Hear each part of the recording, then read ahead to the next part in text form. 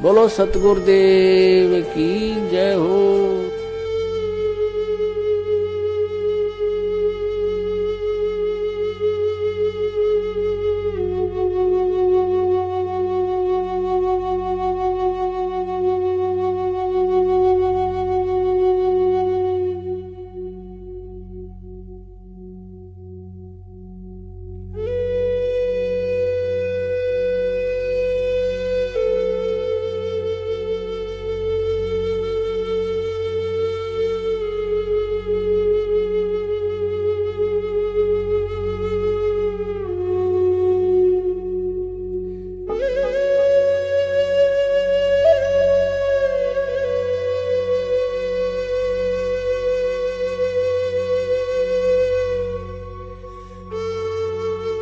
मालिक का ये पूर्ण मिशन है। मालिक चाहते हैं कि सब एक बने, और मालिक एक बनाने के लिए ही सारे धर्मों के ऊपर उन्होंने व्याख्यान दिए हैं परमात्मा ने, सबको एक करने के लिए। तो अब हमारे गांव राजगढ़ में एक हरिजन समाज है, वो बंगी समाज से है, वो भगत बना। अब हम उसके यहाँ भोजन भंडारा नहीं करेंगे तो आप बताओ जाति टूटेगी क्या? तो मालिक का मिशन फेल हो रहा है ना। आप भंडारा बंद करवा रहे हो। अरे भंडारा से तो जाति टूटेगी, जाति कैसे टूटेगी? हम एक कैसे बनेंगे? ये आज ये भील समाज के यहाँ सत्संग हुआ। आप कोई पाटीदार है, कोई मारू है, कोई लोधा है, कोई सिरवी है, कोई ब्राह्मण है, कोई किस समाज से, सब ऊंची समाज से भी आए। आपने यहाँ भोजन भंडारा करा तो ये परमात्मा के मिशन को सफल बनाया आपने। विष्णुदास को हमने अरदास लगाई थी कि विष्णुदास आपने हम हमेशा परमात्मा के साथ रहे और अब भी हम परमात्मा के साथ है। आप राजगढ़ में एक पुस्तक आई है, उसके ऊपर आप डिपेंड करो। ये पुस्तक हमारे पास आई है, बरवाला की सच्चाई का षड्यंत्रकारी उनका भाई, ये पुस्तक आई है, आप इसके ऊपर डिपेंड करो। अब हम तो इतने जानते नहीं कहा तो मैं क्या, अपन 1 करोड़ 1.25 करोड़ मालिक के भगत है, और एक पानी पतासा बेचने वाला पवन दास, एक 1.25 करोड़ भगत को एक पवन दास नहीं मान रहा तो अपन ने क्या बाढ़ जो की क्या ज्ञान सीखा? अपन ने क्या सीखा? सारे मिलकर राष्ट्रपति से शिकायत करो। सारे के सारे अपन पेशी पे तो जाते हैं, एक बार राष्ट्रपति के पास चले जाओ उस पवन दास के विरुद्ध में। है एक पानी पतासा बेचने वाला, एक पानी पता मतलब सच्चाई से डर लग रही उनको। एक आदमी सच्चाई, मालिक ने कहा है कि चोर चुरावे तुमड़ी गाड़े पानी माई, जो गाड़े जो ऊपर आवे। एक भगत से सच्चाई को ऊपर ले आए। आप 125 करोड़ हर धर्म के लोगों को, हर मजहब के लोगों को आप डिबेट के लिए चैलेंज देते हो। एक भगत ने आपको चैलेंज दिया, आपकी थर कांप रहे, आपका डरपोक हो रहे, आप कायर बन गए, आपकी चोरी आप सब जगत के सामने जा रही, आप डर गए। चोर कभी मारता नहीं है भक्तों, चोर कभी नहीं मारता है, पर चोर को कह दो कि मैंने तेरे को पहचान लिया है, फिर देखो आपकी खाल खींच देता है। फिर दुनिया का कोई डॉक्टर आपको सुधार नहीं सकता है, ऐसा मारता है वो चोर। नहीं तो चोर कभी मारता नहीं है। पर आपने कह दिया कि ये मैनेजमेंट वाले चोर है तो ये सारे मारने लग गए। आज देखो, आज यहाँ पुलिस के पास चले गए थे, काय के लिए चले गए थे? क्योंकि इनकी पोल उजागर हो जाएगी, हमको फिर दुनिया दौड़ा के मारेगी, सच्चाई सामने आ जाएगी। चोर को अपन पहचान लिया ना कि ये चोर है, तो चोर क्यों नहीं मारेगा भाई? चोर का स्वभाव है, चोर मारता नहीं है कभी भी। ये भगत कहाँ है? अगर भगत होते तो यहाँ आते, भंडारा करते और मालिक की चर्चा करते। अब मालिक के कोई चर्चा कर ही नहीं सकते। अब उनको चर्चा कहाँ करी? चौकी पे गए, पुलिस थाने में गए, उनको दबाव बनाया, वहाँ गए। मालिक के पास कोई आया? एक भी मैनेजमेंट वाला आया हो तो बताओ, कोई गवा दो मैनेजमेंट वाला आया, क्यों नहीं आया? वो यहाँ मालिक का काम नहीं हो रहा था क्या? चोर है ना, तो चोर क्यों डर रहे मालिक से? क्यों डर रहे? सच्चाई से क्यों डर रहे? आओ ना, यहाँ बंदगी करो ना, यहाँ मालिक का ज्ञान चर्चा करो ना, और मालिक को छुड़ाने की बात करो ना। आप क्यों अलग बता रहे इनको? क्यों आप चोर हो? ये सत सेवकों ने चोर को पहचान लिया और इन सत सेवकों ने कहना चालू कर दिया कि मैनेजमेंट वाले चोर है, मैनेजमेंट वाले चोर है। तो चोर तो मारेगा भाई। चोर तो चोर का स्वभाव है, चोर मारता कभी नहीं है। पर आप कह दोगे कि हमने आपको पहचान लिया, फिर आपको मारेगा वो, जान से भी मार देगा। क्यों? हाँ, क्यों? उनको भी डर है, दुनिया हमको मार देगी, हम इनको नहीं मारेंगे, दुनिया हमको मार देगी। रगड़ा ये है, तो सच्चाई ये है ओरिजिनल। तो सर जी ये बताइए, मैनेजमेंट लोग तो कहते हैं गुरुजी का आदेश आता है, गुरुजी का आदेश आता है। भगत जी, गुरुजी का आदेश कभी 4 युग का एक प्रमाण भी दे दो आप। चार युग का कि भंडारा मत करो। हमने विष्णुदास जी से कहा था, मैंने खुद कहा था विष्णुदास जी आपने शाक पूरी हलवा खोपरा पाक गुलाब जामुन बनाते थे, तो आपने बोला ठीक है। फिर आपने कहा कि मालिक का आदेश नहीं है शाक पूरी रखो, तो हमने शाक पूरी रखी। फिर आपने कहा शाक पूरी का आदेश नहीं है दाल चावल रखो, तो हमने दाल चावल का भंडारा करते थे। फिर आपने कहा दाल चावल का आदेश नहीं है पोया का आदेश है, तो हमने पोहे रखे थे। और फिर आपने पोहे भी बंद करवा दिए। और फिर आपने कहा कि अब चाय बिस्कुट से, अरे भाई चाय बिस्कुट से कैसे भंडारा होगा, कैसे होगा? हमारे आदिवासी लोग तो चाय बिस्कुट तो खाते नहीं है। बच्चे आते हैं बिस्कुट डुबावे, 4 बिस्कुट दे, 4 बिस्कुट में मुंडा में लेता दे, आधू बिस्कुट तो नीचे पड़ी जाए। अब खाए 4 बिस्कुट में 1 बिस्कुट खाए और सत्संग सुनवा नहीं दे। तो हमने विष्णुदास जी से, मैंने खुद कहा विष्णुदास जी से कि 2 रुपए किलो हमको चावल मिलते हैं सरकार की तरफ से, 2 रुपए किलो चावल मिलते हैं, 1 रुपए किलो हमको गेहूं देती है सरकार, हमें ये भंडारा करने के लिए दे दो। हमको ये चाय बिस्कुट का मत क्यों भाई, दाब के तो खा लेंगे हम, तो बच्चे हमारे और सत्संग भी बढ़िया सुनेंगे। तो अगर 2 रुपए किलो बिस्कुट मिलते हैं तो आप ट्रकों बंद भेज दीजिए, हम उल्लंघन नहीं करेंगे। अगर 2 रुपए किलो शक्कर मिलती है, आप ट्रकों बंद भेज दीजिए, हम कोई उल्लंघन नहीं करेंगे। अगर 2 रुपए किलो चाय पत्ती मिलती है, आप ट्रकों बंद भेज दीजिए, हम कोई उल्लंघन नहीं करेंगे। है हम कोई उल्लंघन नहीं करें, हम कोई आज्ञा तोड़ना नहीं चाहते, लेकिन आप हमको मजबूर बनाते हैं, हमारा पेट काटते हैं और हमको गुरु जी से दूर करवा रहे हो। सर जी यहाँ सत्संग हो रहा था तो ये रोका गया यहाँ पर। यहाँ ये रोकने के लिए आए थे, मालिक का सत्संग यही रोक रहे हैं। मालिक का भंडारा, एक बेटा मालिक का भंडारा करवा रहा और एक बेटा रुकवा रहा। चोर कौन है बताओ, चोर कौन है? रुकवाने वाला चोर है, करवाने वाला चोर नहीं है। धर्मात्मा कौन है? भंडारा कराने वाला धर्मात्मा है, भंडारा रुकवाने वाला पापी है और महापापी है। और पापियों का सर्वनाश होगा, इसी धरती पे होगा और हमारे सामने होगा, जरूर होगा। क्योंकि रावण का भी अंत हुआ था, कंस का भी अंत हुआ था, दुर्योधन का भी अंत हुआ था और अब इनका भी अंत होने वाला है। इनकी लड़ाई कोई सत्सेवकों से लड़ाई नहीं है, इनकी लड़ाई कोई लूणा भगत से लड़ाई नहीं है, इनकी लड़ाई डायरेक्ट परमात्मा से लड़ाई है इनकी। और परमात्मा इनको ऐसा निपटाएगा। अब ये डर गए हैं, इनके पैर के नीचे की जमीन खिसक गई है। ये हमने क्या कर दिए है, हम ये क्या कर रहे हैं? ये मरने में भी नहीं बचेंगे। इनके बच्चों को, इनके परिवार को कोई धूप देने वाला नहीं मिलेगा। नहीं तो देख लो रावण और कंस, इनके परिवार में कोई धूप देने वाला नहीं रहा। इनकी लड़ाई कोई लूणा भगत से नहीं थी, इनकी लड़ाई किसी और से नहीं थी, इनकी लड़ाई केवल परमात्मा से थी। परमात्मा का भंडारा रुकवा रहे, परमात्मा से टक्कर ले रहे हैं। ये इतने बड़े पापी है, ये मानव समाज में इनको जीने का हक नहीं है। पूरे मानव समाज, पूरी पृथ्वी पे इनको कोई रहने का हक नहीं है। जो परमात्मा का विरोधी है वो परमात्मा के अंश के और परमात्मा के बच्चों को रोक नहीं पाएगा। परमात्मा के बच्चों को कोई भी रोक नहीं पाया आज तक। प्रहलाद, अकेला प्रहलाद ने भक्ति करी है, परमात्मा प्रकट हुए, छाती फाड़ दिया ना उसकी, इनकी भी छाती फाड़ देगा। मीराबाई ने अकेली ने भक्ति करी है, आज तो इतनी सारी संगत है। ये लूणा भगत के भाग्य है, इनके पुण्य है, तो यहाँ इतनी संगत आई है। और कहाँ से आई है? ये सब मालिक के बच्चे हैं, ये सब मालिक के बच्चे हैं और मालिक के लिए ये लड़ना चाहते हैं और मालिक के लिए मर मिटना भी चाहते हैं। पर पापी तुम्हारा क्या होगा? तुम्हारा क्या होगा पापियों? तुमने मालिक से टक्कर लिए, किसी सत्सेवक से टक्कर नहीं लिए। तुम मालिक के दुश्मन हो, महापापी हो। इस पृथ्वी पे आपको जीने का कोई अधिकार नहीं है। यह मालिक का अंश है। सत साहेब जय बंदी छोड़, बड़ा बंदी छोड़, सतगुरु रामपाल जी महाराज की।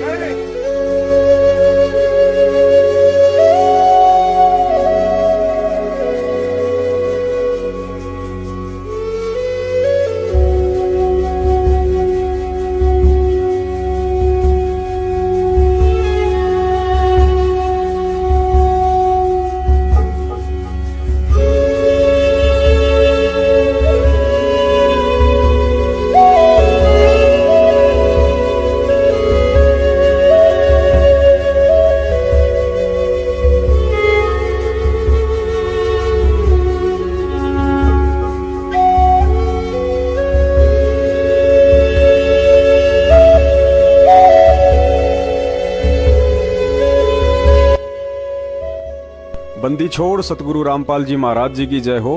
परमात्मा की सभी प्यारी आत्माओं को पवनदास जयपुर वाले का सत्साहेब। पुण्यात्माओं, आज आपको एक छोटी सी कहानी सुनाते हैं। करबद्ध प्रार्थना है अंत तक ध्यान से सुनना, क्योंकि किसी भी कहानी का अंत उसकी मोरल होती है। यह कहानी आपको वह सब कुछ समझा देगी जो कि लाखों की संगत पिछले 4 साल से नहीं समझ सकी। दिल्ली शहर में एक वकील रहता था, नाम था केपी सिंह। बहुत ही दिग्गज वकील था। सफेद झूठ को काले में और काले झूठ को सफेद में परिवर्तित कर देना तो उसके बाएं हाथ का काम था। जिंदगी में वकालत से खूब पैसा कमाया और अंत में रिटायरमेंट हो गया, लेकिन उससे पहले अपने बेटे को वकील बना दिया। पिता की अच्छी जान पहचान के चलते बेटे के पास भी काफी केस आने लगे। एक दिन केपी सिंह का बेटा कोर्ट से घर आया तो हाथ में मिठाई का डब्बा था। सबसे पहले पिता केपी सिंह के हाथ में लड्डू थमाकर बोला कि पापा जी मुंह मीठा कीजिए। आज यदि आप मेरी उपलब्धि सुनेंगे तो आपको अपने बेटे पर गर्व महसूस होगा और आपका सीना चौड़ा हो जाएगा। केपी सिंह ने कहा, बेटा जरा बता तो आखिर ऐसी क्या बात है जो तू फूला ही नहीं समा रहा है। बेटा बोला, पिताजी आपको याद हो तो आपके हाथ में पिछले 40 साल से दिल्ली की मशहूर हस्ती सेठ हल्दीराम के दिवंगत पिताजी का एक मुकदमा था, जिसे आप 40 वर्षों तक नहीं निपटा पाए थे। लेकिन आज आपके बेटे ने उस केस में दिवंगत सेठ हल्दीराम के बेटे की जीत करवाकर उसे न्याय दिलवा दिया है। इतना सुनते ही केपी सिंह की आंखें गुस्से से लाल सुर्ख हो गई। बीपी का लेवल बढ़ गया। मिठाई का डब्बा टेबल से उठाकर दूर फेंक डाला। साथ ही एक जोरदार तमाचा अपने बेटे के गाल पर जड़ दिया और बोला, नालायक गधे, तुझे इतना ही नहीं पता कि जिस हल्दीराम के केस में आज तूने उसके बेटे को न्याय दिलवाकर उस फाइल का गला घोट दिया है, उस मुकदमे के पीछे तो मैंने तेरी 4 बहनों की एक से एक घरों में शादियां कर दी। तुम तीनों भाइयों के लिए शहर में अलग अलग कोठियां बना दी। तेरी माँ का अमेरिका से घुटने का ऑपरेशन करवा लाया और तुम तीनों भाइयों के बच्चों को शहर के सबसे टॉप स्कूल में पढ़ा रहा हूँ। और आज तो उसी केस की फाइल बंद करवाकर खुशी खुशी हाथ में मिठाई लेकर आया है कि पापा खुश होंगे। नालायक, तूने तो मेरी प्लानिंग पर ही पानी फेर दिया। महीनों के लाखों रुपए उस केस की बदौलत घर में आ रहे थे, तूने सब चौपट कर डाला। पुण्यात्माओं, ठीक यही हालत आज आप और हमारे साथ हो रही है। अपने मन में झूठा वहम पाल बैठे लाखों अंध भगत पिछले 4 साल से यही सोच रहे होंगे कि दिल्ली से एपी सिंह व चंडीगढ़ से एस के गर्ग नरवाना जैसे जाने माने वकील संत रामपाल जी महाराज जी को देशद्रोह व मर्डर के मुकदमों में लोअर कोर्ट से लेकर हाई कोर्ट में राहत दिलवाने की पुरजोर कोशिश कर रहे होंगे। और सोचना भी गलत नहीं है, क्योंकि सतलोक आश्रम मैनेजमेंट हरियाणा पिछले 4 वर्षों से संगत को गुरुजी की जमानत के सपने दिखाकर इन सभी वकीलों की मोटी फीस की दुहाई देकर बेचारे भक्तों को अब तक लूट ही तो रहा है। लेकिन पिछले 4 साल से इन सभी महापुरुषों की वकालत करने के तौर तरीकों को यदि गौर से देखा जाए तो यही समझ में आता है कि भरे बाजार में मदारी भी बंदर को इस कदर नहीं नचाता होगा जिस कदर इन बड़े बड़े नामधारी काले कोट वालों ने गद्दार सतलोक आश्रम मैनेजमेंट हरियाणा के मुखिया महेंद्र भगोड़े के इशारों पर चंद कागज के टुकड़ों के लिए कठपुतली बनकर संत रामपाल जी महाराज जी के मुकदमों में उल्टी पैरवी करके दुनिया में उनका मजाक बनाकर रख दिया है। यदि इन कानूनी पहलवानों के द्वारा संत रामपाल जी महाराज जी के मुकदमों में पिछले 4 साल से की जा रही वकालत को विस्तार से बताया जाए तो 16 फिल्म से भी बड़ा वीडियो बन सकता है। लेकिन समय अभाव के चलते इनकी कुछ करतूतों को संक्षेप में आप जी के सामने रखने की कोशिश करते हैं। फिर भी 1 घंटे से ऊपर का वीडियो बन जाएगा। निवेदन करता हूं, धैर्य रखें और इसे अंत तक देखें। सबसे पहले तो आपको एक हकीकत से परिचित करवा देते हैं कि ये जितने भी काले कोट वाले हैं कागजों में अवश्य संत रामपाल जी महाराज जी के वकीलों के नाम से जाने जाते हैं, लेकिन असल में पिछली 4 साल से बचाव और पैरवी इनको मुंह मांगी मोटी रकम देने वाले सतलोक आश्रम मैनेजमेंट के मुखिया अर्थात निर्दोष संत रामपाल जी महाराज जी के छोटे भाई महेंद्र भगोड़े व उसके कुछ साथियों की कर रहे हैं। 4 साल से देशद्रोह के मुकदमे में भगोड़ा घोषित होने के बाद भी यदि आज तक महेंद्र कानूनी शिकंजे से बचा हुआ है तो वह मेहरबानी अंधी संगत का करोड़ों रुपया और इन वकीलों की है।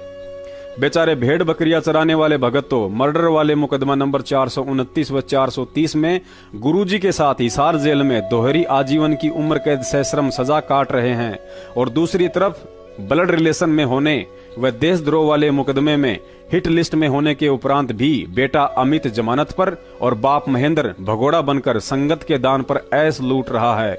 तो केवल अंध संगत के पैसों व इन्हीं दिग्गज समझे जाने वाले वकीलों की मेहरबानी से सत्सेवकों ने बार बार वीडियो डालकर इस गुरु गद्दार सतलोक आश्रम मैनेजमेंट और इनके दिग्गज वकीलों को बरवाला कांड पर तथा इनकी पैरवी के तौर तरीकों को लेकर टीवी चैनल पर डिबेट के लिए न्योता दिया था, लेकिन सामने नहीं आते हैं क्योंकि मैनेजमेंट की तरह इन्हें भी अपनी कमजोरियों का बखूबी मालूम है।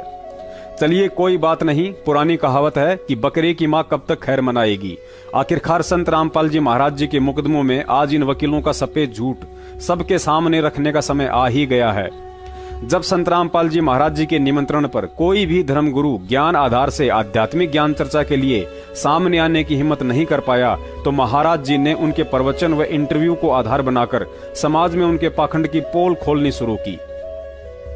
ठीक उसी पैटर्न पर आज सतलोक आश्रम मैनेजमेंट के कानूनी अंगरक्षक सुप्रीम कोर्ट के वकील एपी सिंह व गिरीश दास दिल्ली से, जो कि वकील भी है और भगत भी है, कुछ महीने पहले हरियाणा न्यूज चैनल पर इन दोनों वकीलों, हरियाणा सरकार के प्रतिनिधि त्रिवेंद्र सैनी व दिल्ली से किसी शिवपाल नाम के भगत की डिबेट दिखाई जा रही थी।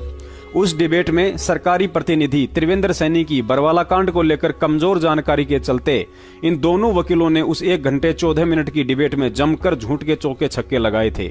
लेकिन शायद ये दोनों पहलवान भूल गए थे कि परिवर्तन इतिहास का अटल नियम है और उसी डिबेट पर कभी तुम्हारी झूठ के भी चौके छक्के लग सकते हैं। इस पहले वीडियो में सुनिए इन दोनों वकीलों की सीरियल वाइज झूठ और उआबाई।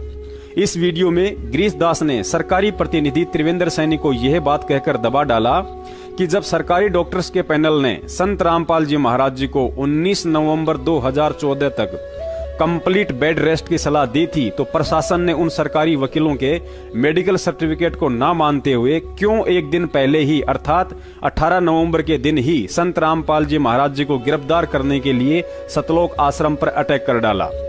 उसके बाद जनाब एपी सिंह ने भी यही आरोप लगाया कि संत रामपाल जी महाराज जी आश्रम में ही थे, वे कोई चाइना या नेपाल के बॉर्डर से भाग तो नहीं रहे थे, वे कोई आतंकवादी तो नहीं थे। फिर ऐसी क्या वजह थी कि प्रशासन ने 19 तारीख के बजाय 18 तारीख के दिन ही आश्रम पर अटैक कर दिया?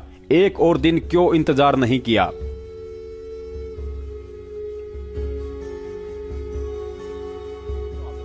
एक और चीज है, यहाँ एक ये भी चीज सामने आती है कि जब वहां उस वक्त स्थिति थी, सरकार के द्वारा ये कहा जा रहा था कि संत रामपाल जी महाराज सामने नहीं आ रहे हैं, तो यदि वो पेश हो जाते तो कंटेंट ऑफ कोर्ट का जो मैटर है, क्या उसको लेकर और परिस्थिति दूसरी होती? नहीं, बिल्कुल पेश होने को। जब 19 तारीख डेट फिक्स कर दी, वो कहीं भाग तो नहीं रहे थे। आपकी 40,000 पुलिस लगी थी सराउंडिंग, कोई ऊपर से हेलीकॉप्टर से तो नहीं आ रहा था, कोई रेड कॉर्नर नोटिस तो जारी नहीं था, कहीं चाइना बॉर्डर और नेपाल बॉर्डर से तो जैसा कि जनरली भाग जाते हैं वैसा तो नहीं था। जब आपको पता है पेशेंट हैं, आश्रम के अंदर हैं, आप टाइट रखें, बाहर सिक्योरिटी आपकी टाइट, बहुत अच्छी बात। पुण्यात्माओं, यह सच हो सकता है कि संत रामपाल जी महाराज जी को सरकारी डॉक्टर्स के पैनल ने 21 नवंबर तक आराम करने की सलाह दी हो, लेकिन काल को चैन कहा था कि 21 तारीख के दिन संत रामपाल जी कोर्ट में उपस्थित होकर वापस आ जाएं और दोबारा से आश्रम में पहले की तरह सत्संग शुरू हो जाए। इसके लिए काल ने अपने एजेंट सतलोक आश्रम के प्रवक्ता राज कपूर और महेंद्र भगोड़े में प्रेरणा करके हरियाणा प्रशासन को मजबूरन 19 के बजाय 18 नवंबर के दिन ही सतलोक आश्रम पर कार्यवाही करने के लिए बाध्य कर डाला, क्योंकि 16 नवंबर के दिन ही सतलोक आश्रम के प्रवक्ता राज कपूर और संत रामपाल जी महाराज जी के गद्दार भाई महेंद्र ने कालवश होकर मीडिया के माध्यम से यह कहकर पूरे हरियाणा प्रशासन में भयंकर खलबली मचा डाली कि संत रामपाल जी महाराज आश्रम के अंदर नहीं हैं, हमने परसों ही उनको स्वास्थ्य इलाज के लिए बाहर शिफ्ट कर दिया है। सतलोक आश्रम ने एक नया दावा करके सबको चौंका दिया है कि संत रामपाल इस वक्त सतलोक आश्रम बरवाला के अंदर मौजूद ही नहीं है। हमारे साथ सतलोक आश्रम के प्रवक्ता राज कपूर हैं। कपूर साहब, कहाँ गए संत रामपाल? सर, हमें उन्हें अच्छे इलाज के लिए, क्योंकि यहाँ पे डॉक्टर और दवाइयाँ नहीं आने दी जा रही प्रशासन की तरफ से, और बिजली पानी काट दिया है, तो उनको एक अच्छे मेडिकल की जरूरत थी, तो हमने उनको शिफ्ट कर दिया। कब किया गया उन्हें यहाँ से शिफ्ट और कहाँ किया गया? सर देखिए, ये तो मैं नहीं बता पाऊंगा कि कहाँ किया गया है, लेकिन कल रात को हमने शिफ्ट किया है। लेकिन पुलिस का दावा है कि कड़े सुरक्षा प्रबंध किए गए हैं, आसपास पूरे नाकाबंदी की हुई है, हर एक रास्ते को सील किया गया, आश्रम से आने और जाने वाले रास्तों को। तो ऐसे में इतने कड़े प्रबंधों के बीच कैसे संत रामपाल को यहाँ से शिफ्ट कर दिया गया? देखिए सर, पुलिस आने वाले को रोक रही है, सॉरी, आने वालों को रोक रही है, जाने वालों को नहीं रोक रही। लेकिन जिसके लिए ये पूरे इंतजाम किए गए हैं, पूरी नाकाबंदी की गई है संत रामपाल की गिरफ्तारी के लिए, तो क्या संत रामपाल को तो बाहर जाने नहीं देगी इतनी आसानी से पुलिस? तो वो तो प्रशासन बताएगा सर, इस बारे में क्या जवाब दे सकता हूँ, वो तो उनका काम है। लेकिन एकदम सुबह तक आपका बयान कुछ और था, एकदम से आप पलटे हैं कि संत रामपाल आश्रम में नहीं है। सुबह तक आपका कहना था कि वो वही है, यही है। नहीं, मैंने ये नहीं कहा सुबह तक यही है। हमने ये कहा था कि वो कोर्ट जाएंगे और कोर्ट जाने में असमर्थ थे और इलाज की जरूरत थी, इसलिए हमने उनको शिफ्ट करना उचित समझा और हमने शिफ्ट कर दिया। अभी 21 नवंबर नेक्स्ट हियरिंग है, तो क्या उस 21 नवंबर को हाईकोर्ट के सामने पेश होंगे संत रामपाल? देखिए, मैं तो पहले से कहता आया हूँ कि यदि वो स्वस्थ होंगे तो जरूर पेश होंगे। ये थे सतलोक आश्रम के प्रवक्ता राज कपूर। इन्होंने दावा कर दिया है कि संत रामपाल आश्रम के अंदर मौजूद नहीं है, उन्हें किसी हॉस्पिटल में शिफ्ट कर दिया गया है, लेकिन कब, कैसे और कहां, इसका किसी भी सवाल का जवाब नहीं है। और इतनी कड़ी नाकाबंदी के बावजूद आखिर संत रामपाल कैसे इस आश्रम से बाहर ले जाएंगे, इसका जवाब शायद पुलिस प्रशासन के पास होगा। हमारे साथ संत रामपाल जी के भाई महेंद्र दास भी मौजूद है, इनसे जानेंगे। महेंद्र दास जी, अचानक से हालात काफी बिगड़ते नजर आ रहे हैं, तो ऐसे तो काफी नुकसान होने की आशंका है। ऐसा हम तो शांतिपूर्ण तरीके से बैठे हैं, अपने आश्रम के अंदर हैं और ये बल प्रयोग करना चाहते हैं, हमें नाजायज तंग कर रहे हैं। लेकिन आश्रम के लोग भी जैसे टकराव की स्थिति में नजर आ रहे हैं, तो क्या कोई बीच का रास्ता नहीं निकल सकता? बीच का तो ये है कि माननीय न्यायाधीश को चाहिए कि अपने विचार करे। हम कोई डकैत नहीं है, इतना बड़ा ये केस नहीं है, एक कोर्ट की अवमानना केस उन्होंने खुद बनाया, खुद सुन रहे हैं, इसमें न्याय की उम्मीद है। लेकिन जिस तरह से पुलिस कह रही है या तो गिरफ्तारी करनी पड़ेगी क्योंकि हाई कोर्ट के आदेश हैं, तो क्या संत रामपाल आत्मसमर्पण कर सकते हैं? अब वो यहाँ है ही नहीं, स्वास्थ्य इलाज करवा रहे हैं, बाहर गए, बाहर शिफ्ट कर दिया हमने परसों। एक सबसे बड़ा सवाल यही है कि आपका कहना है कि संत रामपाल आश्रम के अंदर मौजूद नहीं है। अगर संत रामपाल आश्रम के अंदर मौजूद नहीं है तो क्यों फिर पुलिस को रोका जा रहा है? पुलिस अगर जाकर के चेक करती है संत रामपाल नहीं होंगे तो पुलिस वापस चली जाएगी। क्योंकि यहाँ कल एसडीएम ने और डीसी ने बताया, एसडीएम आदेश पड़ रहा था कि हमने इसको सील कर लिया है, नाजायज तरीके सील करने के आदेश दिए, अपने आश्रम को नहीं छोड़े, आश्रम की सुरक्षा के लिए बैठे हैं अब। ठीक है, ओके। तो ये थे महेंद्र दास, संत रामपाल के भाई हैं, और जो आश्रम के प्रवक्ता राज कपूर ने हमसे बात की, इनका कहना है कि आश्रम के लोग किसी भी हाल में पीछे नहीं हटेंगे। यानी कि अगर पुलिस आगे जाएगी तो इनका कहना है कि यह लोग अपनी जान तक देने के लिए तैयार हैं। यानी कि सीधा सीधा कह सकते हैं कि टकराव की स्थिति यहाँ पर पैदा हो चुकी है। अब देखना होगा कि ऐसे हालातों में आखिर इस मामले का निपटारा कैसे होगा, कैसे हाईकोर्ट के आदेश का पालन होगा और कैसे हो पाएगी संत रामपाल की गिरफ्तारी। सतलोक आश्रम के इन दो मुख्य व्यक्तियों के इस भड़काऊ बयान से भी प्रशासन ज्यादा हरकत में नहीं आया, क्योंकि प्रशासन ने सोचा कि जब 5 दिन से धारा 144 लग रही है, आश्रम को हजारों पुलिसकर्मियों ने चारों तरफ से घेर रखा है, तो भला संत रामपाल जी को आश्रम से बाहर कौन लेकर जा सकता है।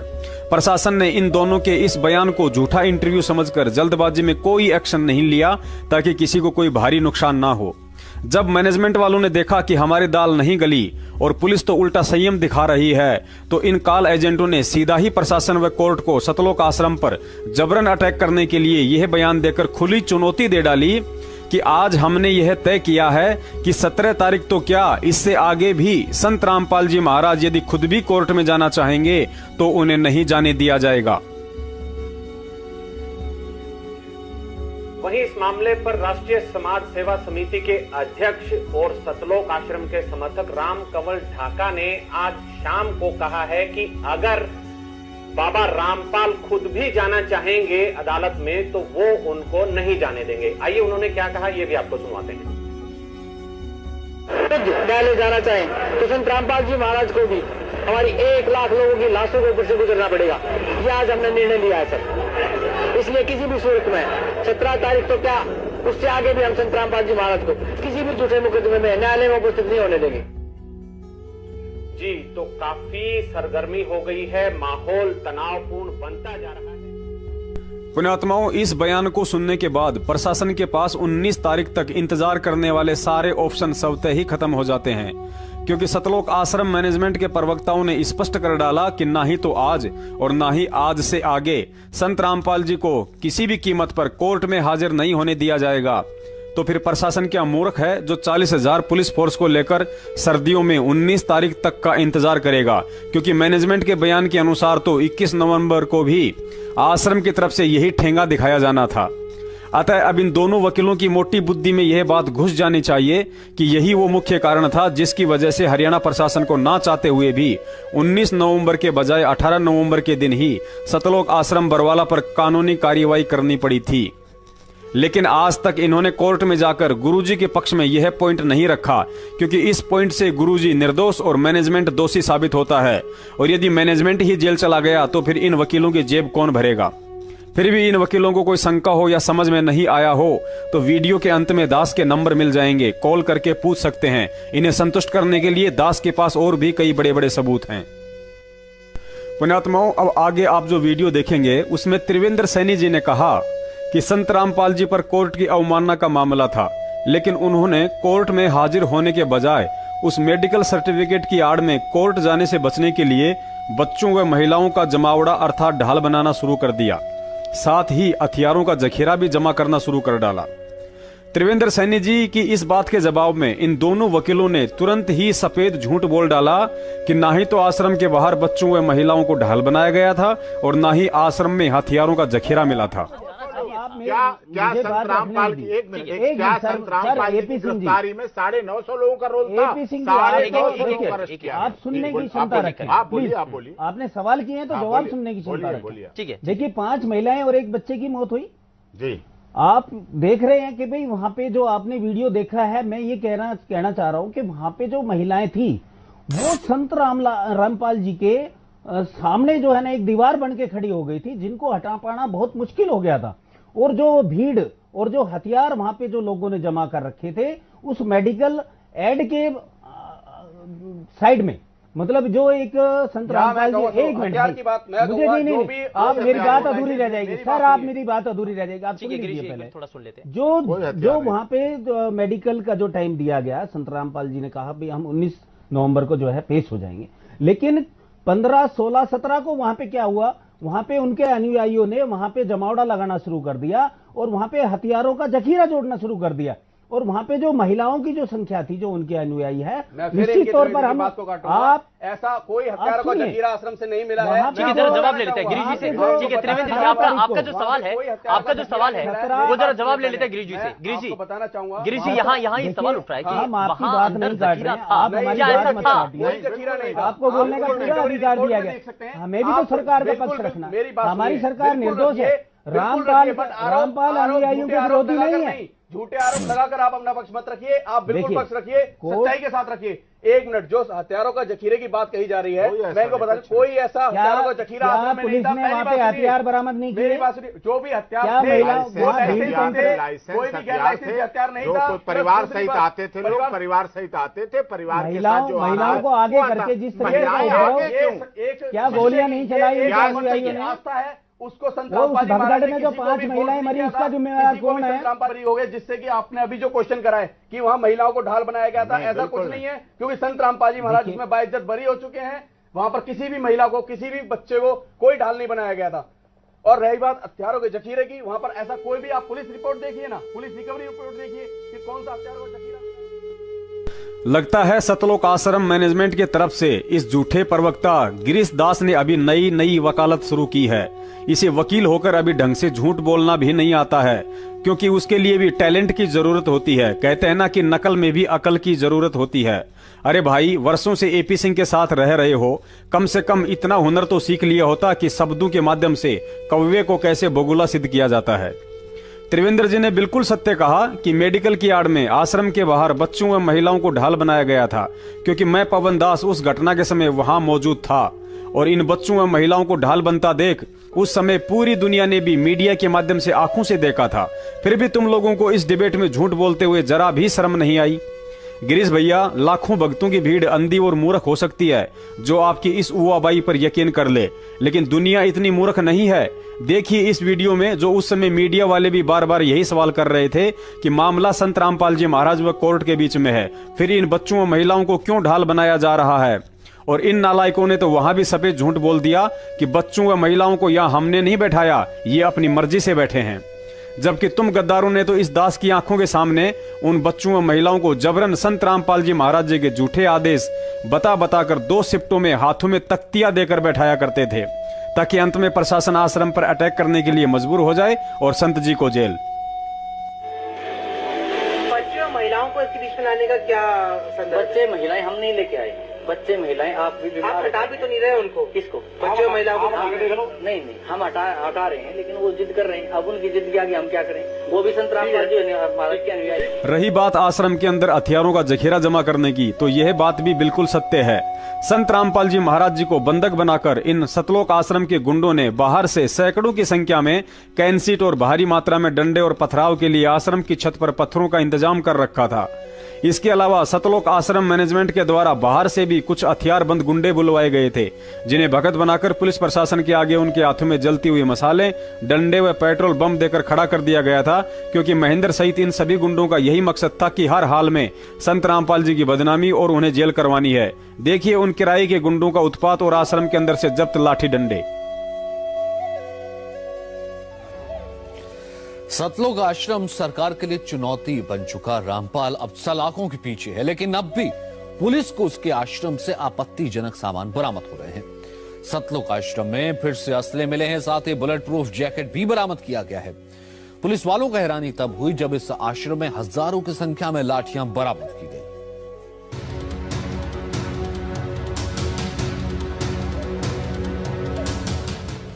रामपाल के सतलोक आश्रम में तलाशी के दौरान एक के बाद एक खुलासे हो रहे हैं। पुलिस में बन चुके सतलोक आश्रम से रविवार को पुलिस ने कई हथियार और बुलेट प्रूफ जैकेट बरामद किए, लेकिन सबसे हैरान करने वाला था हजारों लाठियों का जखीरा।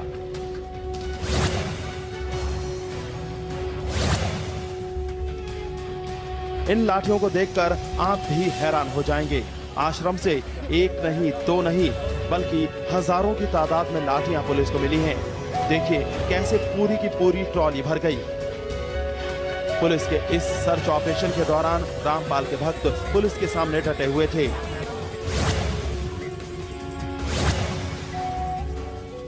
आश्रम से लाठियों के अलावा खतरनाक हथियारों का मिलना भी जारी है, लेकिन पुलिस उस वक्त हैरान रह गई जब उसे आश्रम से 3 बुलेट प्रूफ जैकेट मिले। पुलिस फिलहाल आशंका जता रही है कि आश्रम से अभी कई और हथियार बरामद हो सकते हैं। आश्रम की सर्च जारी है, बहुत बड़ा एरिया है।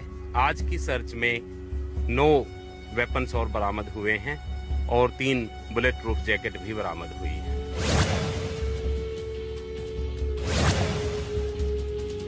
रामपाल पुलिस रिमांड में है। पूछताछ में कुछ खास जानकारी नहीं मिलती देख पुलिस रामपाल को लेकर सतलोक आश्रम पहुंची और उसकी मौजूदगी में आश्रम की तिजोरियां खोली गई, जिनमें से अभी तक महज 3,41,000 रुपए बरामद हुए हैं। हालांकि अभी कई तिजोरियां खुलनी बाकी हैं। अभी कई तिजोरियां ऐसी हैं जो खुलनी बाकी हैं और जो है सामान कैश इसमें बरामद हुआ है। लगभग 3,41,000 का कैश है जो बरामद हुआ। जांच में अभी जो है जांच जारी है, अभी वो पुलिस रिमांड पे उनसे पूछताछ जारी है। रिमांड के दौरान रामपाल ने पुलिस को कई अहम सुराग दिए थे, जिनकी पड़ताल करने के लिए पुलिस उसे आश्रम लेकर आई थी। देखना यह है कि अभी इस आश्रम के और कितने राज उजागर होते हैं। सुनील कुमार के साथ जगदीप संधू।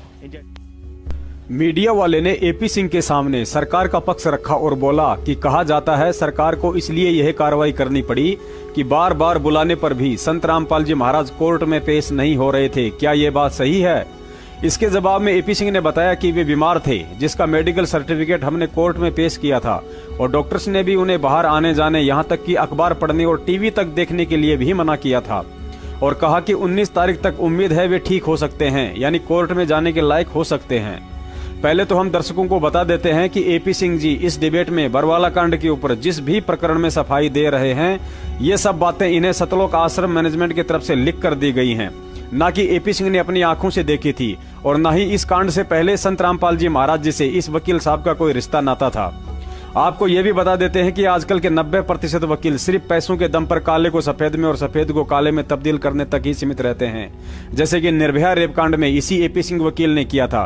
पूरी दुनिया जानती है कि निर्भया से ज्यादा कसूर उन 4 लड़कों का था जिन्होंने उसके साथ बलात्कार करके उसके गुप्तांग में रोड डालकर बेरहमी से मारा था, लेकिन फिर भी मात्र पैसों के दम पर एपी सिंह ने उन दरिंदों का वकील बनकर इंसाफ का गला घोटने की पुरजोर कोशिश की और उस समय देश का हर नागरिक एपी सिंह से घृणा कर रहा था।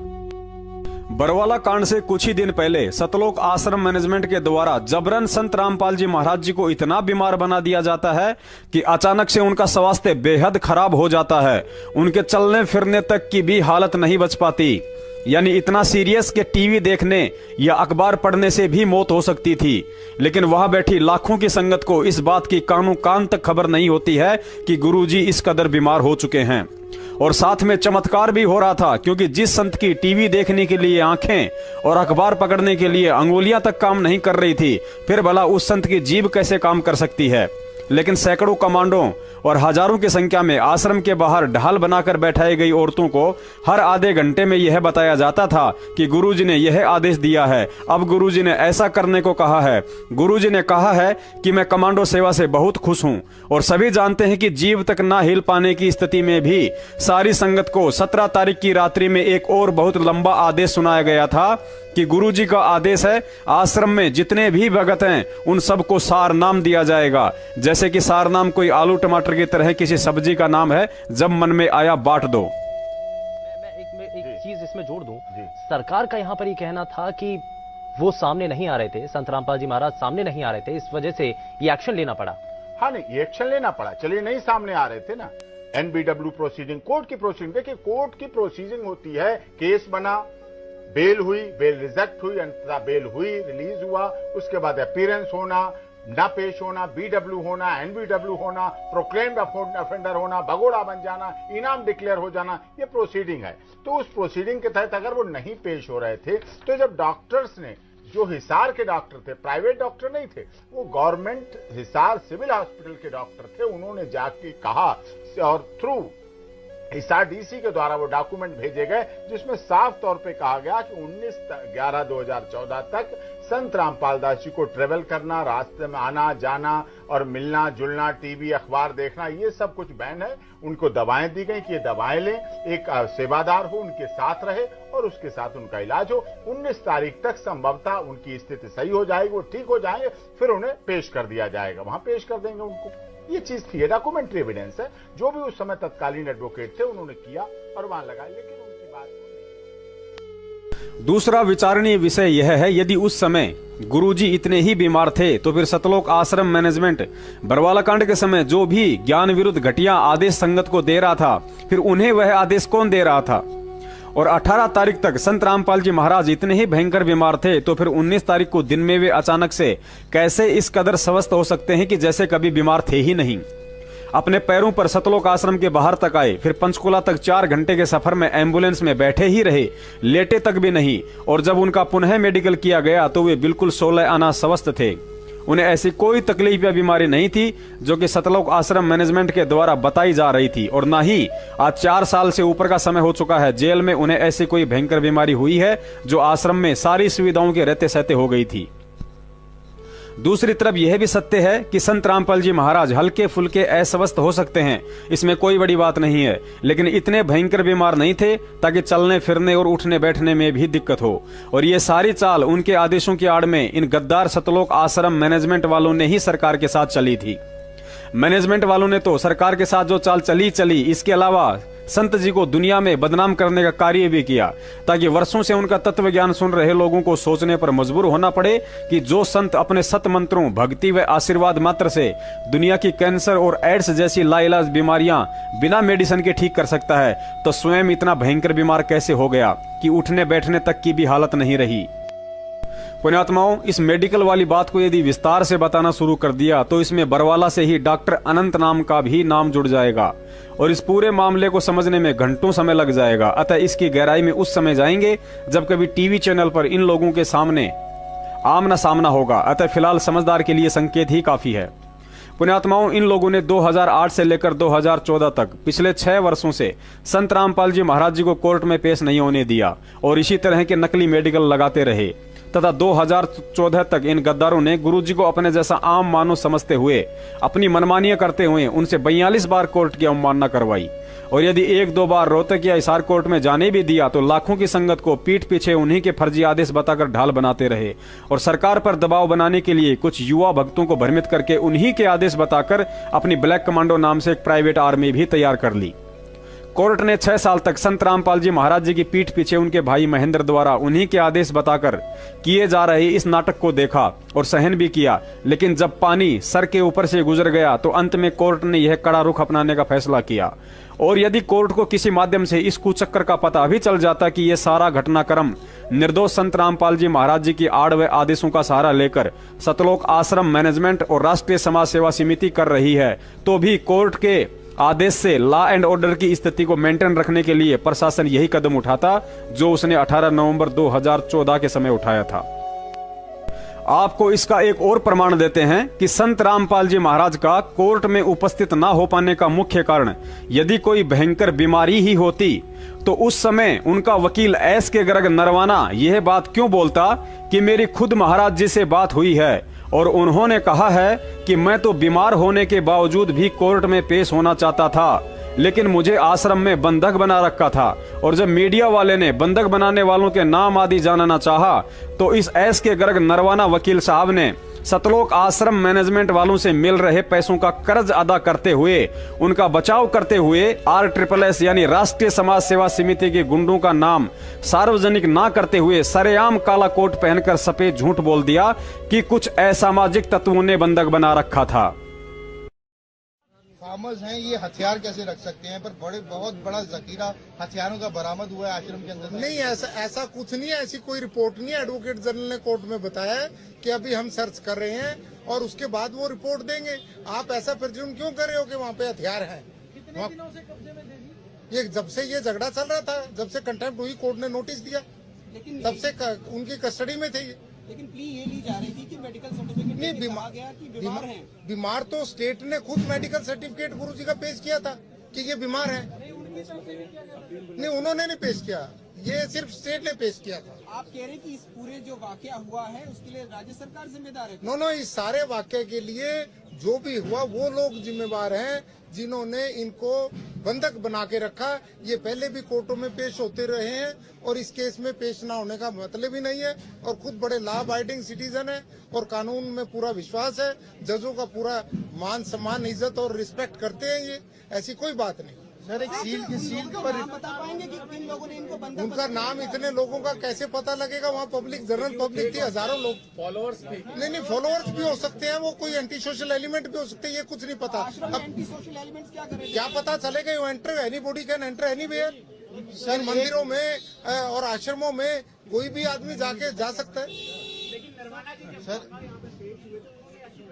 उन्होंने कहा, उनके बयान पे ही कोर्ट में बयान हुआ। आज उनके जो एडवोकेट हैं उन्होंने बाबा जी से बात करके कोर्ट में बयान दिया है और कोर्ट ने वो बात रिकॉर्ड की है वकील के बयान। जो आश्रम से बाहर आए हैं समर्थक, उनका आरोप है कि बाबा ने उन्हें जो है अंदर। किसी समर्थक का कोई आरोप नहीं है, बिल्कुल गलत है ये तो यदि समर्थकों ने कहा है, उन्होंने कहा है वहाँ हम आराम से बैठे थे। बाबा तो अकेला आदमी 15,000 लोगों को बंधक बना सकता है, ये बताइए आप।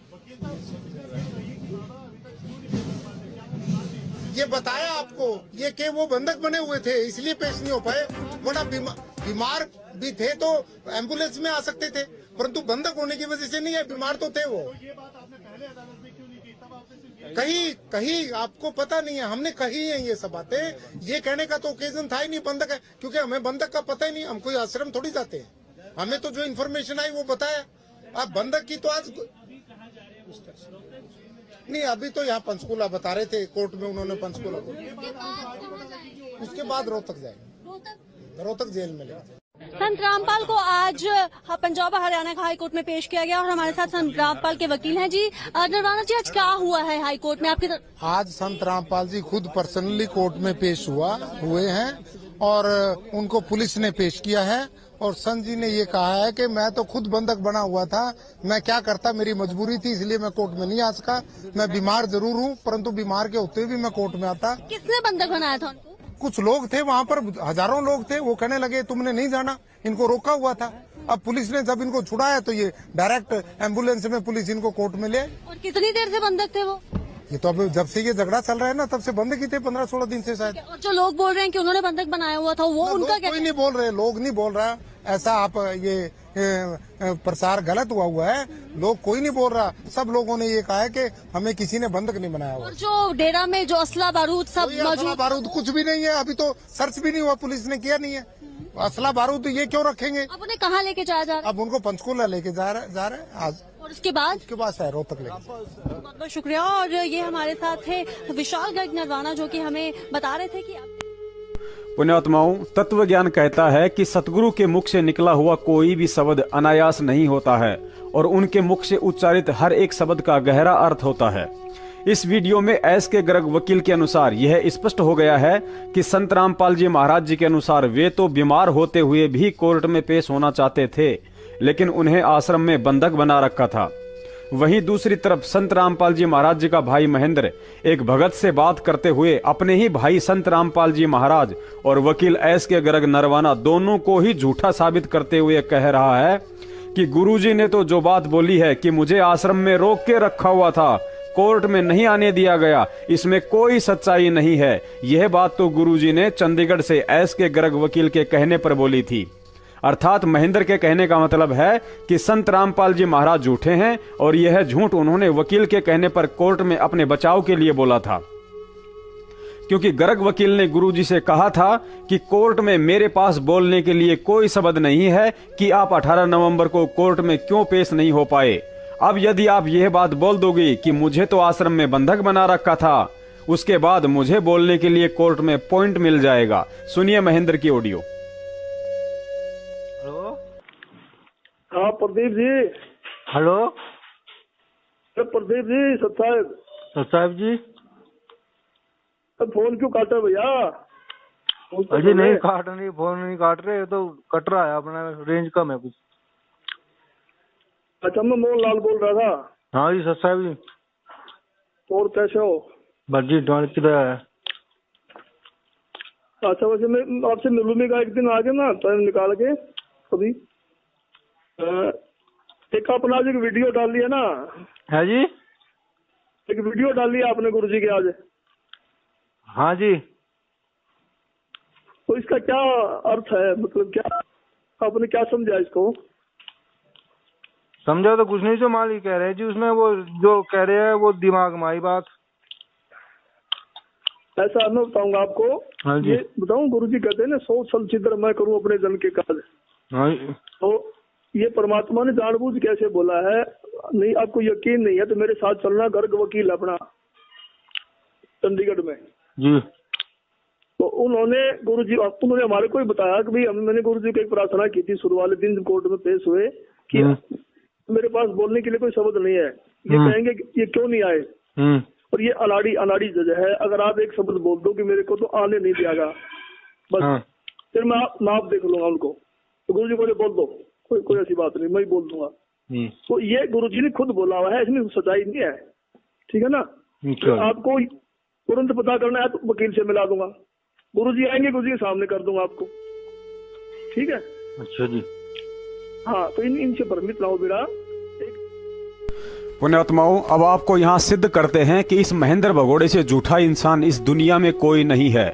इस ऑडियो में महेंद्र ने कहा कि गुरुजी ने मीडिया को जो बात कही है कि मुझे आश्रम में रोक के रखा था, यह बात तो गुरुजी को एस के गर्ग वकील ने बोलने के लिए कही थी, ताकि उसे कोर्ट में गुरुजी के पक्ष में बोलने का मौका मिल जाए। पुण्यात्माओं, विचार करना, गुरुजी को पुलिस सतलोक आश्रम बरवाला से एम्बुलेंस में बैठाकर रात को 9 बजे पंचकुला हॉस्पिटल में मेडिकल के लिए लेकर गई थी। 12 बजे एम्बुलेंस पंचकुला हॉस्पिटल पहुंची और उसके 1 घंटे बाद गुरुजी जैसे ही हॉस्पिटल से पुलिस के साथ नीचे आ रहे थे तो उसी समय मीडिया वालों ने गुरुजी से यह सवाल किया था और गुरुजी ने कहा था कि राष्ट्रीय समाज सेवा समिति मेरी नहीं है और मुझे भी रोक कर रखा हुआ था। Self-proclaimed Godman Rampal, who is just been taken from the Panchkula Civil Hospital for interrogation and will be produced before the court at 2 o'clock, has just spoken to reporters saying he hasn't used followers as a shield.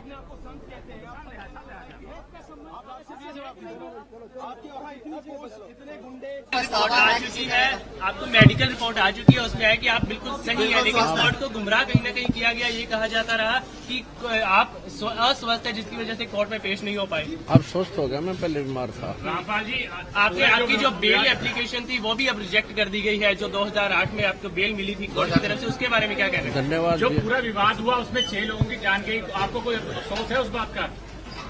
बहुत अफसोस है। नहीं, जो आपने अपने अनुयायियों को जिम्मेदार ढाल बनाया और आप पीछे छुपे रहे, मैंने किसी को नहीं बनाया, वो आप सही मानते हैं? मैंने नहीं बनाया किसी को, वो अपने आप ही बन रहे थे, मुझे भी रोक रखा था। पुण्यात्माओं, अब आप जी स्वयं विचार कर लेना कि जिस समय गुरुजी ने यह बंधक बनाने वाला बयान दिया था, उस समय तो यह एस के गर्ग वकील गुरुजी से मिला भी नहीं था। फिर कहां से तो गुरुजी ने वकील के कहने से झूठ बोल दी और कहां इस वकील ने गुरुजी को झूठ बोलने की सलाह दे दी। और दूसरी बात, सारनाम लेने के बाद भी इस गद्दार महेंद्र ने यह कैसे विश्वास कर लिया कि वह असंख्य ब्रह्मांडों का मालिक सत्यवादी परमात्मा कैसे अपने बचाव के लिए एक 2 कौड़ी के वकील के कहने से अपने विधान को तोड़कर झूठ बोल सकता है। मतलब यह व्यक्ति गुरुजी को परमात्मा नहीं बल्कि अपने जैसा एक सामान्य व्यक्ति ही समझता है। और ऐसे नालायकों के लिए ही कबीर साहिब जी ने कहा है कि गुरु को मानुष जानते ते नर कहिए अंध, ओए दुखी संसार में आ गए यम के फंद। और गुरु को मानुष जो गिने चरणामृत को पान, ते नर नर के जाएंगे जन्म जन्म हो समान। दूसरी तरफ गर्ग वकील ने यह तो कह दिया कि आश्रम में गुरुजी को असामाजिक तत्वों ने बंधक बना रखा था, लेकिन उस असामाजिक तत्व राष्ट्रीय समाज सेवा समिति का नाम छुपाकर यह भी साबित कर दिया कि या तो इस वकील साहब की जानकारी शून्य थी या पैसों के वजन के आगे इसकी जीभ नहीं उठ पाई।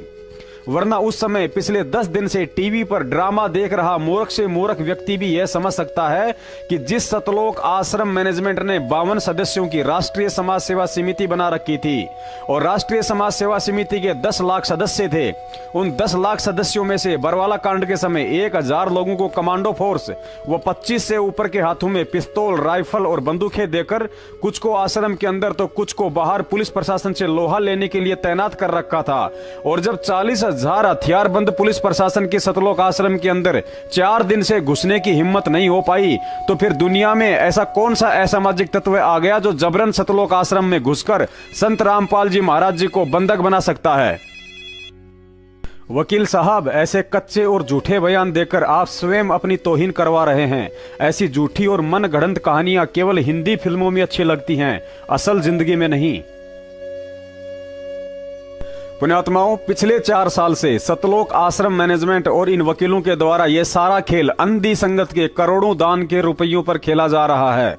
अतः जितने कर्म संगत के बिगड़ रहे हैं, शायद इन वकीलों के भी नहीं। आज तक इन वकीलों ने कोर्ट में गुरुजी के पक्ष में यह बात क्यों नहीं रखी कि संत रामपाल जी महाराज जी तो बीमारी की हालत में भी कोर्ट में पेश होना चाहते थे, लेकिन उन्हीं के भाई के गुंडों ने उनको आश्रम में बंधक बना रखा था। आज तक इन वकीलों ने कोर्ट में गुरुजी के पक्ष में यह बात क्यों नहीं रखी कि सतलोक आश्रम के बाहर जो 5 मौतें हुई हैं, उनके जिम्मेदार संत रामपाल जी महाराज नहीं बल्कि राष्ट्रीय समाज सेवा समिति और सतलोक आश्रम मैनेजमेंट है। आज तक इन वकीलों ने कोर्ट में गुरुजी के पक्ष में यह बात क्यों नहीं रखी कि संत रामपाल जी महाराज जी निर्दोष हैं और जो उनके गद्दार भाई सहित काफी लोग भगोड़े बनकर छुपते फिर रहे हैं। यदि कोर्ट निष्पक्ष फैसला करना चाहती है तो उन सभी भगोड़ों को भी पकड़कर कोर्ट में पेश करे ताकि सच्चाई सबके सामने आ सके। आज तक इन वकीलों ने कोर्ट में गुरुजी के पक्ष में यह बात क्यों नहीं रखी कि जिस राष्ट्रीय समाज सेवा समिति के कारण यह सारा कांड हुआ है, उस समिति के अध्यक्ष रामकुमार ढाका को जमानत और संत रामपाल जी महाराज जी को उम्र कैद क्यों? आज तक इन वकीलों ने कोर्ट में गुरुजी के पक्ष में यह बात क्यों नहीं रखी कि जिस संत रामपाल जी महाराज जी ने अपने बयानों में बरवाला कांड का मुख्य दोषी बलजीत लहरी, राज कपूर, राजेंद्र भटगांव व रामकुमार ढाका को बताया है, तो फिर उन्हें जेल में ठोकने के बजाय जमानत पर क्यों छोड़ दिया गया? आज तक इन वकीलों ने कोर्ट में गुरुजी के पक्ष में यह बात क्यों नहीं रखी कि बरवाला कांड में हुई 6 मौतों के मुख्य जिम्मेदार महेंद्र भगोड़े व उसके बेटे अमित का उस केस में नाम तक नहीं और बेचारे भेड़ बकरियां चराने वालों को उम्र कैद की सजा सुना दी? क्योंकि इन वकीलों के द्वारा यदि गुरुजी के पक्ष में कोर्ट के सामने ये सारी बातें रखी जाती तो कोर्ट न्याय करते हुए संत रामपाल जी महाराज जी को बाइज्जत बरी और महेंद्र सहित सभी भगोड़ों को सलाखों के पीछे डाल देती। फिर ऐसे में इन वकीलों के घर कैसे चलते? कैसे भोली संगत को दान के नाम पर लूटने वाला प्लान सफल हो पाता? फिर कैसे महेंद्र भगोड़े का डिजिटल गुरु बनने का सपना पूरा हो पाता, फिर कैसे संगत इन गधों को दान देकर अपने कर्म फोड़ पाती, फिर कैसे गुरुजी के परिवार वाले और कुछ चमचे अपने कुकर्मों व घटिया स्वभाव को भगत समाज के सामने दिखा पाते, फिर कैसे ये बड़े बड़े सारनामी गुंडे अपने आप को गधा साबित कर पाते। पुण्यात्माओं, अब इस वीडियो के अंत में आपको सतलोक आश्रम मैनेजमेंट हरियाणा और उनके वकीलों की एक ऐसी दोगली नीति से रूबरू करवाया जाएगा जिसको आंखों से देखने के बाद तत्वज्ञानी भक्तों की तो मैं कह नहीं सकता, लेकिन मूर्ख से मूर्ख व्यक्ति भी इस दोगले आचरण को देखकर यह समझ सकता है कि संत रामपाल जी महाराज जी को कानूनी दावपेचों में फंसाने का काम कोर्ट या प्रशासन नहीं बल्कि सतलोक आश्रम मैनेजमेंट हरियाणा के इशारे पर यही दिग्गज समझे जाने वाले वकील कर रहे हैं। दास, अभी आपको बरवाला कांड के दौरान जिन 5 महिला भक्तों व एक बच्चे की मौत हुई थी, उनकी मौत के मुख्य कारण को सतलोक आश्रम मैनेजमेंट, उनके वकीलों व मरने वालों के परिवार वालों के मुख से ही सुनाने जा रहा है। आप जी इसे ध्यान से सुनिए।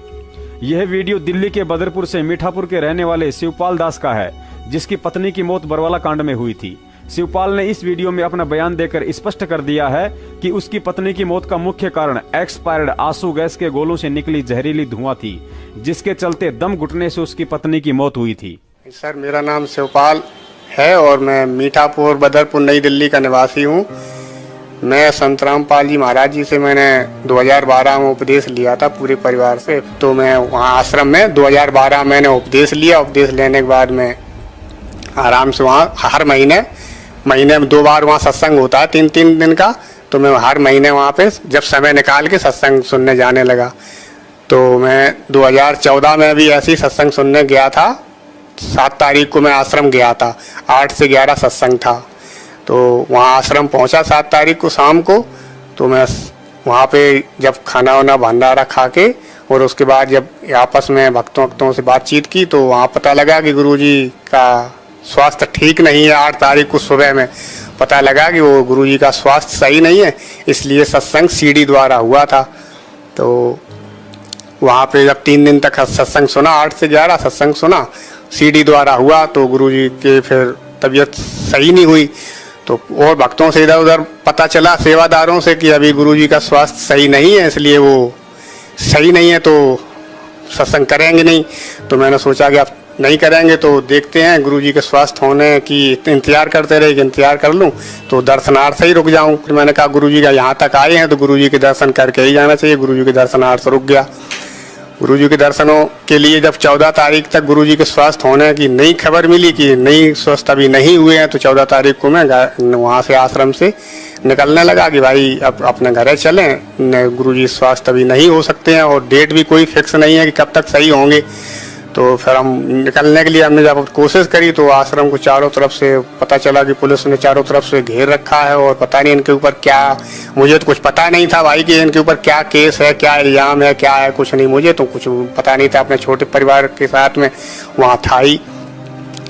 अब जब वहाँ पे पता लगा कि गुरुजी की गाड़ियाँ भी सब खींच रखी हैं और इधर उधर कोई बाहर निकलने का साधन भी नहीं है, और जो लोग कुछ लोग निकले भी तो उनको कुछ लोगों के जानने वालों के इधर उधर से आश्रम में ऐसी बातें चीतें हो रही थी कि वो पुलिस वाले बिठाते हैं कहीं के लिए, छोड़ते हैं कहीं। तो पुलिस वाले, हमने देखा कि पुलिस वाले को फोन आ रहे थे, वो पुलिस वाले मारपीट भी कर रहे हैं, इधर उधर छोड़ रहे हैं, इधर बता रहे हैं कि बस जाएगी, बरवाला जा रही है, कहीं। तो उस डर से भी नहीं निकले कि भैया अब मैं कैसे निकलूं, कहाँ जाऊं, कहाँ नहीं जाऊं, इससे बढ़िया अपने यहीं रुके रहो।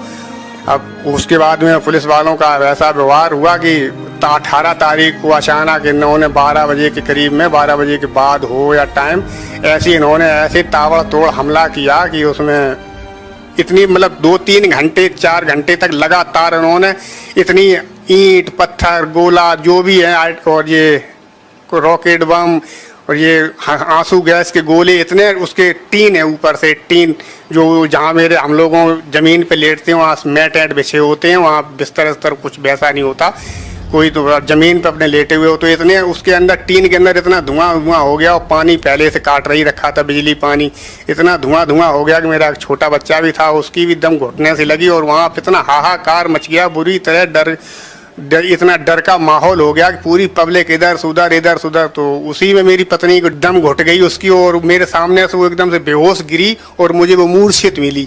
तो मूर्छित में अब मैं इधर उधर भाग रहा हूँ, वहाँ पर कोई किसी का इतना डर का माहौल कि कोई किसी की सुन ही नहीं रहा है। और पुलिस वाले फिर भी रुकने को तैयार नहीं, दे दनादन मारा मार। उसके बाद में मेरी पत्नी को मैं इधर उधर कुछ भक्तों से कहा भी मैंने कि भाई मेरी पत्नी ऐसे ऐसे मूर्छित है, ना तो पानी मिला।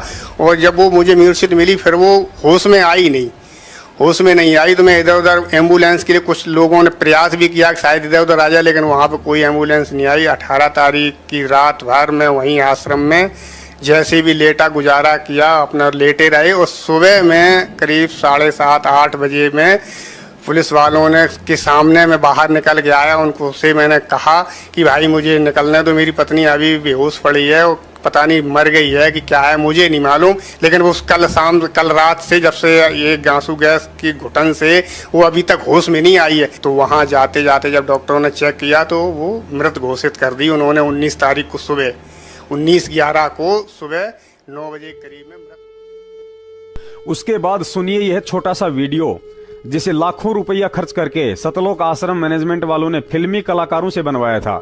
इस वीडियो में सतलोक आश्रम मैनेजमेंट की तरफ से लिखी गई स्क्रिप्ट के आधार से इस कलाकार ने भी यही कहा है कि दिल्ली के शिवपाल भगत की पत्नी की मौत पुलिस के द्वारा दागे गए आंसू गैस के गोलों से हुई थी। मोहित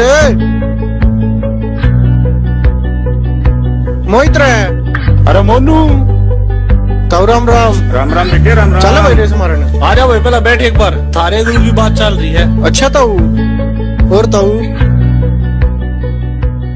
ठीक हो बेटा, माफ करिए, थारे गुरु के बारे में हमने गलत सलत बोला, वो तो बिल्कुल निर्दोष हैं।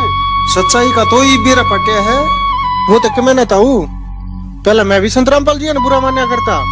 जब मेरी चौंध टूट गई, आज आपकी टूट गई, और एक दिन तो ताऊ ये सारी दुनिया की टूटेगी। अच्छा रे, अच्छा तुमने क्या लगा बेटा, 302 वाले केस में थारे गुरुजी बरी हो जाएंगे। ताऊ हमने संविधान पे पूरा भरोसा है, इन सारे केसा का फैसला हमारे हक में आना है, और ये सारे केस झूठे ला रखे हैं, हमारे गुरुजी बाइज्जत बरी आने हैं। अच्छा तो बेटा थोड़ी सी खोल बता बात ने। ताऊ पहली बात तो यह, एक घटना पे 2 FIR नहीं कट सकती, और उनने हमारे पे 2 FIR 429 और 430 दोनों काट दी। अक डबल सजाओ अम्बे यार मोनू न्यू क्यों कर भाई। 429 तय अपना एक दिल्ली का भगत भाई है शिवपाल, उसके नाम तो काटी है, और भाई पुलिस ने उड़े कोहराम मचाया है। आंसू गैस के गोले, लाठी चार्ज, रॉकेट बम, और ताऊ लगातार जाटे में 4 घंटे पानी की बारिश करी है, जिससे 5 औरत और एक 1.5 साल के बच्चे की मौत होगी। ताऊ उनमें एक शिवपाल की औरत थी जो मरी थी। उसके बाद इस वीडियो में जब त्रिवेंद्र सैनी ने हकीकत बताई कि उन 5 महिलाओं व बच्चे की मौत का मुख्य कारण भगदड़ थी, तो वही पास में बैठे सुप्रीम कोर्ट के वकील AP सिंह व गिरीश दास ने यह कहकर कि भगदड़ भी तो पुलिस के कारण ही हुई थी, स्वीकार कर लिया कि उन सब की मौत का कारण पुलिस प्रशासन ही था, चाहे भगदड़ हो या आंसू गैस के गोले। और आप उन पर लाठी चलाएंगे जिन बच्चों पर, महिलाओं पर जो सीबीआई जांच की मांग कर रहे थे। क्या अपने केस में सीबीआई की जांच की मांग कौन करता है? AP सिंह जी, सीबीआई की जांच आप देखिए, वहां के मेरी बात सुनिए, देखिए सीबीआई जांच की मांग कर रहे थे। पोस्टमार्टम रिपोर्ट है। हाँ बिल्कुल पोस्टमार्टम जो 5 महिलाएं और एक बच्ची मरी, उनकी पोस्टमार्टम रिपोर्ट है। बिल्कुल आपके पास नहीं है अभी। बिल्कुल मैं आपको बताता हूँ, उनकी मृत्यु का कारण जो थी वो भगदड़ के कारण हुई। भगदड़ में दबने के कारण महिलाओं की मौत हुई। किसने क्रिएट की भगदड़? जब भगदड़ बैठे थे अंदर से फायरिंग जिसने क्रिएट की, अंदर से फायरिंग की, अंदर से फायरिंग कोई पता ही नहीं है। बाहर पुलिस खड़ी हुई, अंदर से फायरिंग स्टार्ट की गई। लेकिन एक चीज है त्रिवेंद्र जी, ठीक है त्रिवेंद्र जी, एक चीज तो है जब इसके गोले। और सारी संगत जानती है कि पिछले 4 साल से सतलोक आश्रम मैनेजमेंट और उनके वकील भी संगत को या प्रेस कॉन्फ्रेंस के माध्यम से देश दुनिया को यही संदेशा दे रहे थे कि उन 6 भक्तों की मौत की वजह पुलिस के आंसू गैस के गोले थे। इसके बाद जब 2018 में कोर्ट ने उन 5 मौतों का जिम्मेदार पुलिस के आंसू गैस के गोलों को ना बताकर इन सब का जिम्मेदार निर्दोष संत रामपाल जी महाराज जी सहित 14 भक्तों को ठहराया, तो उसके बाद एकाएक सतलोक आश्रम मैनेजमेंट हरियाणा और इनके वकील पिछले 4 साल से तोते की तरह रट्टा लगा रहे अपने उस बयान से पलट जाते हैं और सरकारी वकील के माध्यम से हाई कोर्ट में रिट लगाते हुए यह झूठ कहकर गुरुजी का पक्ष रखा जाता है कि उन 6 भक्तों की मौत का मुख्य कारण उनकी बीमारी थी, अर्थात उन सभी भक्तों की मृत्यु बीमारी के कारण हुई थी।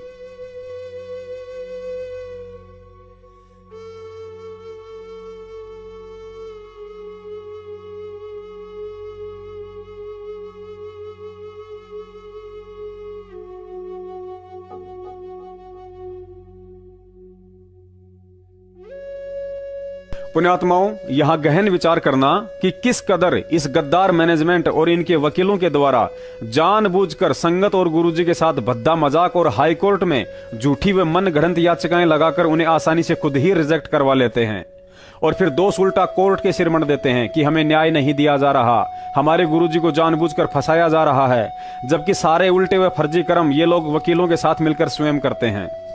विचार कीजिए, जब आप पिछले 4 साल से पुलिस पर केस करवाकर उन मौतों का जिम्मेदार हरियाणा प्रशासन व आंसू गैस के गोलों को बता रहे हैं और आज अचानक खुद ही अपने बयान से पलटकर उसी कोर्ट में याचिका दायर करके कह रहे हो कि उनकी मौत तो बीमारी के कारण हुई थी। क्या जज इतना मूर्ख है जो तुम्हारी इन दोगली बातों को समझ नहीं पाएगा और याचिका को स्वीकार कर लेगा? क्योंकि जज के पास तुम्हारे वे एफिडेविट भी सुरक्षित हैं जिनमें इन्हीं वकीलों ने हवाला दिया था कि मौत आंसू गैस के गोलों से हुई थी, और अब यह बीमारी वाला एफिडेविट भी सुरक्षित रहेगा। और जब कोर्ट कहेगा कि तुमने सरकारी वकील के माध्यम से बीमारी से मरने की रिट तो लगा दी, लेकिन उन 6 लोगों की सरकारी मेडिकल रिपोर्ट भी पेश करो जो यह साबित कर सके कि वास्तव में उनकी मौत बीमारी से हुई है। अब एक कहावत है कि नंगा नहाएगा क्या और निचोड़ेगा क्या, क्योंकि सरकारी हॉस्पिटल की मेडिकल रिपोर्ट सरकार ने पहले ही कोर्ट में पेश कर दी थी जिसमें उनकी मौत का कारण भगदड़ बताया गया था। अब सतलोक आश्रम मैनेजमेंट के वकीलों के पास कोर्ट में पेश करने के लिए बीमारी की मेडिकल रिपोर्ट नहीं बल्कि संजय दिल्ली वाले की तरह शंख और घंटा ही बचेगा जिसे मिलकर जज के सामने बजाते रहो। और यह भी सबको पता है कि जज अपना फैसला गवाह और सबूतों के आधार पर सुनाता है, ना कि शंख और घंटों की आवाज सुनकर। उम्मीद करता हूं संगत को इन षड्यंत्रकारियों का सारा खेल समझ में आ गया होगा कि कैसे इन गद्दारों के द्वारा संगत से मजाक और गुरुजी के साथ घटिया राजनीति खेली जा रही है। अगर वास्तव में संगत को गुरु चाहिए तो इन सब पहलुओं पर गहन विचार करके ज्ञान आधार पर चलते हुए इस गद्दार सतलोक आश्रम मैनेजमेंट को तन मन धन से छोड़ना होगा और उस समर्थ की समर्थता पर यकीन करते हुए सत भक्ति मार्ग पर अडिग होकर चलना होगा। उस समय परमात्मा अपने बच्चों को सत्य असत्य की परख करके सतमार्ग पर चलता हुआ देखकर वैसी ही दया कर सकते हैं जैसे कि 2008 में की थी, यानी कि बिना किसी वकील, मैनेजमेंट और सत्सेवकों के पल में जेल से बाहर आ जाना। क्योंकि परमात्मा कहते हैं, कहे कबीर सुनो भाई साधो, मैं तो हूं विश्वास में। और सत्सेवकों को 100% ही नहीं बल्कि 1000% पूर्ण विश्वास है। चाहे अज्ञानता में लोग कुछ भी समझें, लेकिन संत रामपाल जी महाराज जी से ऊपर वर्तमान के 21 ब्रह्मांडों में अन्य कोई समर्थ शक्ति नहीं है। वे आएंगे, अवश्य आएंगे, और जब ठीक का वक्त आएगा तो छप्पर फाड़ कर आएंगे, वरना इस दुनिया से भक्ति और भगवान का नाम ही समाप्त हो जाएगा, जो कि संभव नहीं है। सत साहेब।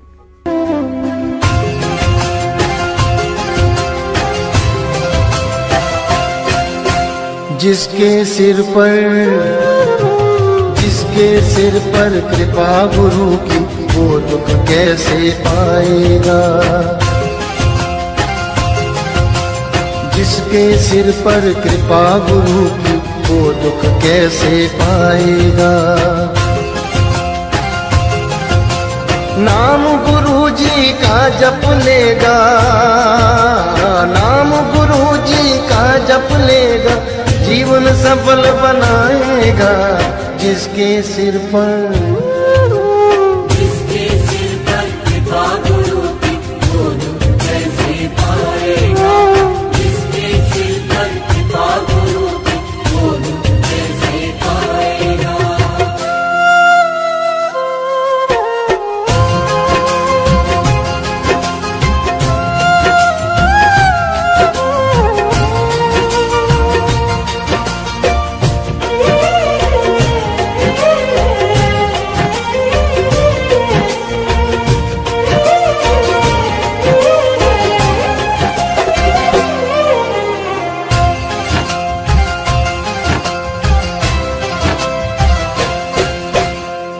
आप सवारे आप सजाए, तेरे जीवन के सारे कष्ट मिटाए। आप सवारे आप सजाए, तेरे जीवन के सारे कष्ट मिटाए। बोलो सतगुरु जी